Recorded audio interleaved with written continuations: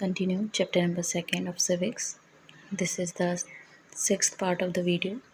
Today we will discuss about the decentralization in India. We noted above that the federal government has two or more tiers of government. हमने देखा कि जहाँ federal system चलता है वहाँ पे दो या दो से अधिक तरीके की गवर्नमेंट होती है, जैसे central government, state government and local government. We have so far discuss the two tiers of government in our country. हमने अपने दो लेवल्स के बारे में डिस्कस भी किया कंट्री में. But a vast country like India can not be run only through these two tyres. लेकिन हमारे इंडिया बहुत बड़ी है, पॉपुलेशन बहुत ज़्यादा है, तो यहाँ पे केवल दो ही लेवल लेके अगर हम चलेंगे तो अच्छे से वर्क नहीं हो पाएगा. State in India are as large as independent countries in Europe. हमारे यहाँ एक स्टेट इतने बड़े हैं जितने कि यूरोप पूरी कंट्री है. In terms of population Uttar Pradesh is bigger than Russia. अगर हम पॉपुलेशन के अकॉर्डिंग लेके चलते हैं तो उत्तर प्रदेश की पॉपुलेशन रशिया से ज़्यादा है, महाराष्ट्र की जर्मनी से ज़्यादा है. Many of these states are internally very diverse. और यहाँ पे पॉपुलेशन जो है वो डिफरेंट तरीके की, एक ही जैसी पॉपुलेशन नहीं है. देयर इज़ दस a need for power sharing in these state. इसलिए इन स्टेट्स के बीच में भी पावर शेयरिंग की ज़रूरत पड़ती है. Federal power sharing in India needs another tyre of government below the state government. इसलिए हमें स्टेट गवर्नमेंट के नीचे एक और लेवल की ज़रूरत है गवर्नमेंट की. This is rational for the decentralisation of power. इससे क्या होगा? डिसेंट्रलाइजेशन होगा. सेंट्रलाइजेशन मतलब एक जगह लाना और डिसेंट्रलाइजेशन मतलब पावर्स को बांटना. तो पावर्स का और बंटवारा होगा. दस resulted a third tier of government called local government. और तीसरी तरह की गवर्नमेंट हमारे सामने आएगी जिसे हम क्या बोलते हैं? Local government. अब तीसरी तरीके की गवर्नमेंट जिसे हम लोकल गवर्नमेंट कह रहे हैं, ठीक है. When power is taken from the central and the state government and given to the local government, it is called decentralization. ठीक है, इसे अंडरलाइन कर लेंगे और क्वेश्चन फ्रेम कर लेंगे यहाँ पे. What do you mean by the decentralisation? Decentralisation से आपका क्या मतलब है? जब पावर्स स्टेट गवर्नमेंट और सेंट्रल गवर्नमेंट से लेके लोकल गवर्नमेंट को दी जाती है तो उसे हम क्या कहते हैं? डिसेंट्रलाइजेशन कहते हैं. Okay. The basic idea behind the decentralization is that there are a large number of problems and issues which are best settled at the local level. यहाँ पे बताया गया है कि तीसरे लेवल की ज़रूरत क्या है. सेंट्रल लेवल है, स्टेट लेवल है, फिर लोकल लेवल क्यों लाना है? वो इसलिए लाना है अगर आपको प्रॉब्लम्स को बहुत अच्छे से सॉल्व करना है तो लोकल लेवल की ज़रूरत पड़ेगी. क्योंकि लोकल लेवल से अगर हम लीडर चुन के खड़ा कर रहे हैं तो वो वहाँ की प्रॉब्लम्स को ज़्यादा अच्छे से जान पाएगा. ओके. कोई महाराष्ट्र का नेता हमारे लोकल एरियाज़ में क्या हो रहा है, हमारी कॉलोनीज़ में क्या हो रहा है, वो नहीं जान पाएंगे. पर अगर अलवर का ही कोई कैंडिडेट हम चुनते हैं तो हमें मालूम है कि अलवर की लोकेशन के बारे में, यहाँ की प्रॉब्लम्स के बारे में वो अच्छे से समझ पाएगा. People have better knowledge of problems in their locality. लोगों की अपनी अपनी प्रॉब्लम्स होती है लोकेलिटी के हिसाब से. They also have better ideas on where to spend money and how to manage things more efficiently. अब ये बता रहे हैं कि कौन सी चीज़ कहाँ सस्ती मिलेगी, वो लोकल बंदे को ज़्यादा पता होता है और वो पैसे का सही इस्तेमाल कर पाएगा. Besides at the local level it is possible for the people to direct participate in the decision making. और जब लोकल लेवल की गवर्नमेंट होती है तो लोग डायरेक्ट कनेक्ट कर पाते हैं, डिसीज़न मेकिंग में पार्ट ले पाते हैं, लोगों को व्यूज़ बताने में दिक्कत नहीं होती है. It helps to inculcate a habit of democratic participation. इससे जो हमारी डेमोक्रेसी की जान क्या होती है कि लोगों का पार्टिसिपेशन हो, वो बना रहता है. Local government is the best way to realize one important principle of democracy, namely local self government. Local government जो है वो बेस्ट तरीका है प्रॉब्लम्स को सॉर्ट आउट करने का, डेमोक्रेसी को आगे बढ़ाने का, और इसलिए हम इसे लोकल सेल्फ गवर्नमेंट के नाम से भी जानते हैं. तो इस पूरे पैराग्राफ में अभी तक हमने जो पढ़ा है वो लोकल गवर्नमेंट की क्या है, विशेषता बताई है. तो आप पूरे पैराग्राफ को पॉइंट्स में कन्वर्ट करेंगे, ठीक है. और what are the merits of local government करके क्वेश्चन बनाएंगे और आंसर लिखेंगे। तो क्या लिखेंगे इसमें हम, पीपल से लेके लोकेलिटी तक, दे से लेके एफिशिएंटली तक, फिर नेक्स्ट पीपल से लेके मेकिंग तक, ओके, और दिस से लेके पार्टिसिपेशन तक, ओके। ये इसका आंसर है। The need for decentralisation was recognise in our constitution. हमारे कॉन्स्टिट्यूशन में डिसेंट्रलाइजेशन के बारे में कहा गया है, उसकी ज़रूरत समझी है। Since then there have been several attempt to decentralise power to the level of village and towns. इसलिए हमने डिसेंट्रलाइजेशन है उसे गांव तक ले गए हैं, टाउन्स तक ले गए हैं। पंचायत इन villages and municipality in urban areas were set up in the all the state। सारे स्टेट्स में गांव का जो लेवल होता है वहाँ पंचायत इस्टेब्लिश की गई है, ठीक है। और जो शहर का लेवल होता है वहाँ पे म्यूनसिपालिटीज़ इस्टेब्लिश की गई है। But these are directly under the control of the state government. लेकिन इन पर कंट्रोल जो होता है वो डायरेक्टली स्टेट गवर्नमेंट का ही होता है। उनको फंड भी मिलता है, वो स्टेट गवर्नमेंट से मिलता है। Elections to be these local government were not held regularly.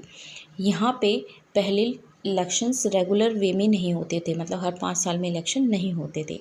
Local government did not have any power और रिसोर्स ऑफ देयर ओन। ना तो उनके पास खुद की कोई पावर होती थी, ना पैसा होता था। Thus there was very little decentralization in effective term। इसलिए थर्ड लेवल आने के बाद भी डिसेंट्रलाइजेशन बहुत सही तरीके से नहीं हो पाया।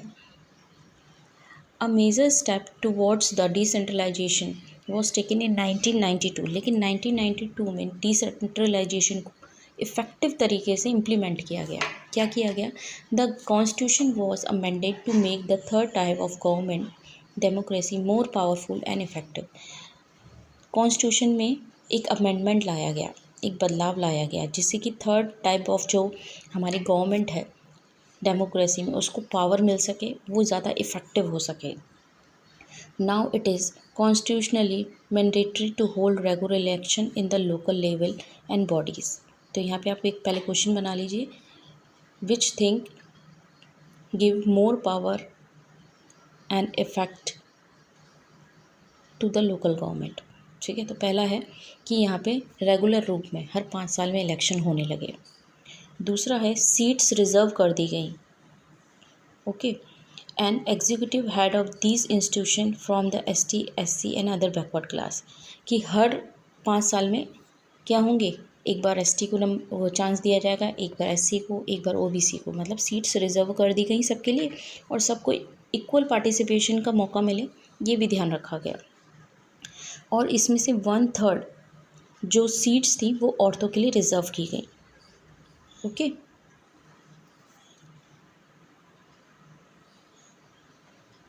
An independent institution was called State Election Commission has been created in each state to conduct the panchayat and the municipal election. अब स्टेट इलेक्शन कमीशन बनाया गया, जिसमें क्या है, स्टेट जो है वो पंचायत लेवल पे, म्यूनसिपैलिटी लेवल पे क्या करेगी, इलेक्शन कंडक्ट करवाएगी।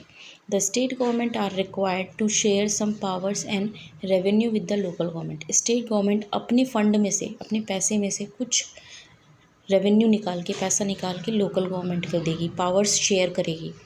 The nature of the sharing varies from of state to state. लेकिन ऐसा नहीं है कि राजस्थान के सारे पंचायत को जितना पैसा मिलता है, यूपी में भी सारी पंचायत को उतना ही पैसा मिलता हो। ये स्टेट टू स्टेट अलग हो सकता है, फंड और पावर्स दोनों, ओके। यहाँ तक आंसर है।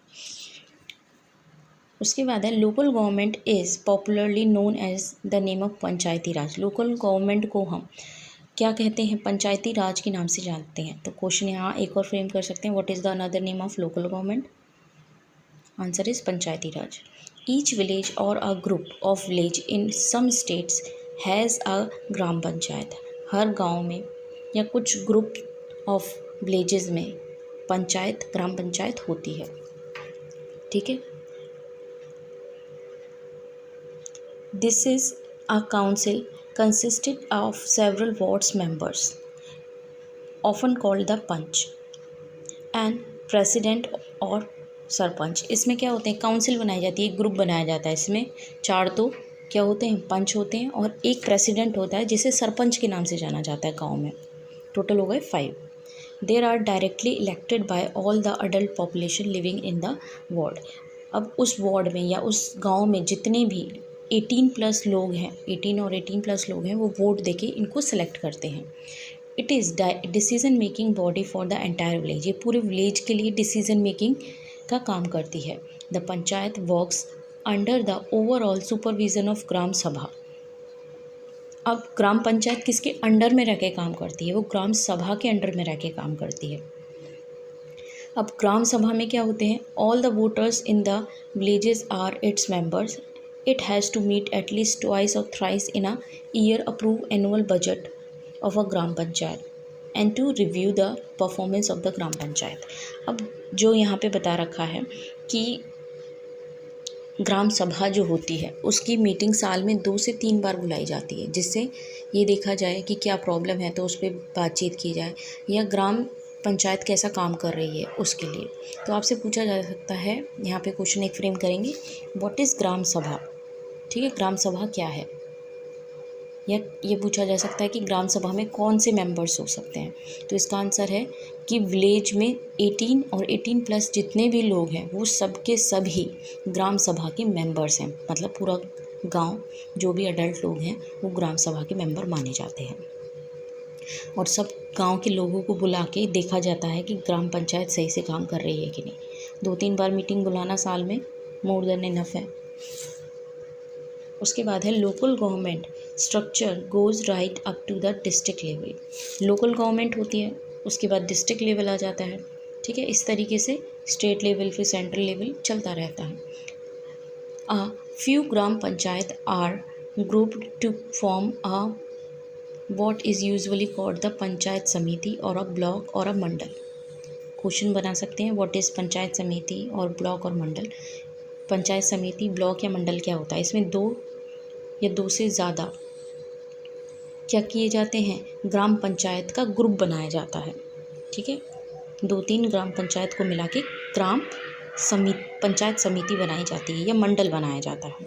The members of this representative body are elected by all the panchayat member in that area.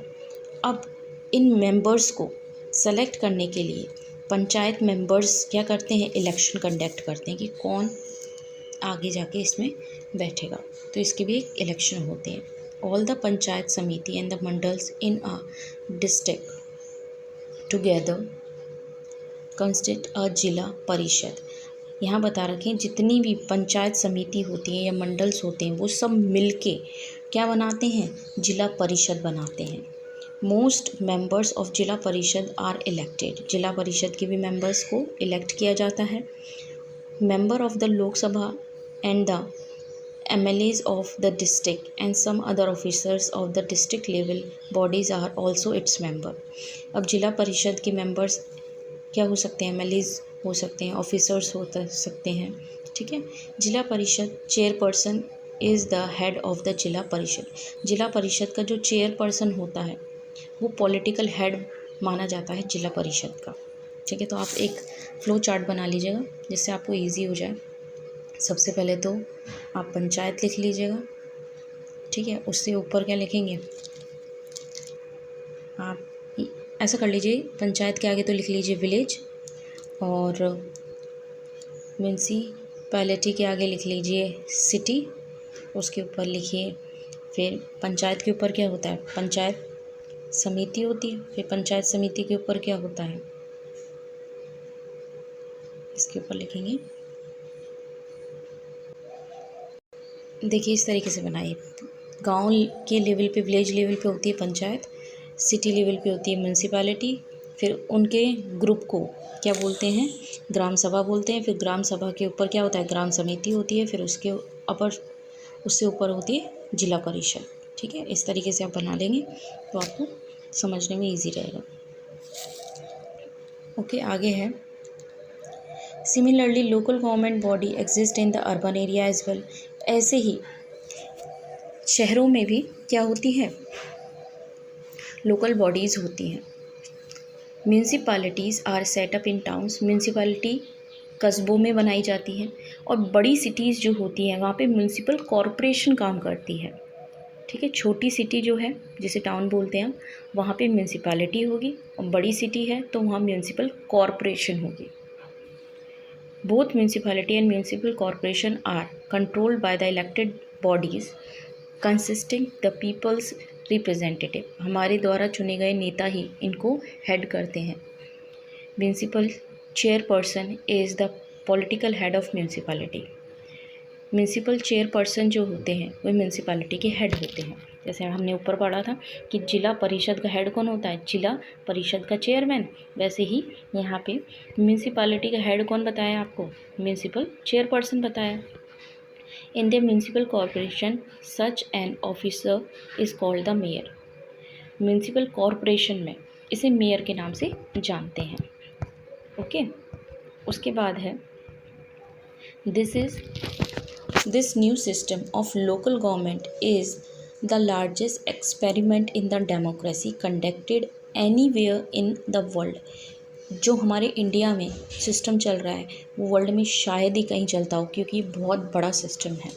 There are now 36 lakh elected representative in the panchayat and the municipalities all over the country. पूरी country में 36 lakh elected representative है हमारे पास। किसी country में शायद population होगी इतनी। This number is bigger than the population of many countries in the world. Constitutional status for the local government has help to deepen the democracy in our country. लेकिन इस तरह के सिस्टम से, local government की help से हमारे यहाँ democracy काफ़ी अच्छी चल रही है। It has also increase women's representation and voice of in are democracy. इस सिस्टम की वजह से औरतों का भी काफ़ी क्या हुआ है, भला हुआ है, वो डेमोक्रेसी में आगे आई हैं। At the same time there are many difficulties, हालांकि बहुत प्रॉब्लम्स भी होती हैं कभी कभी। While election are held regularly and enthusiastically, gram sabhas are not held regularly.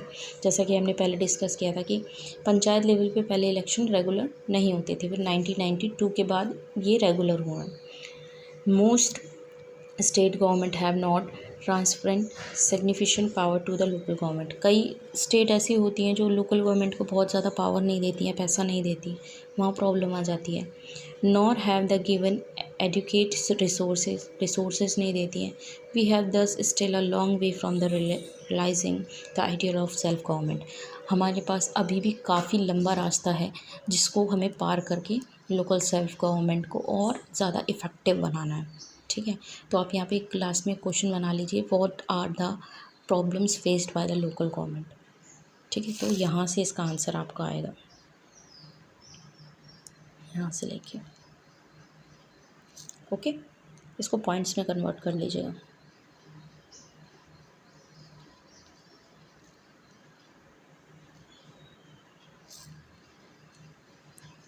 Okay, now this chapter has finished.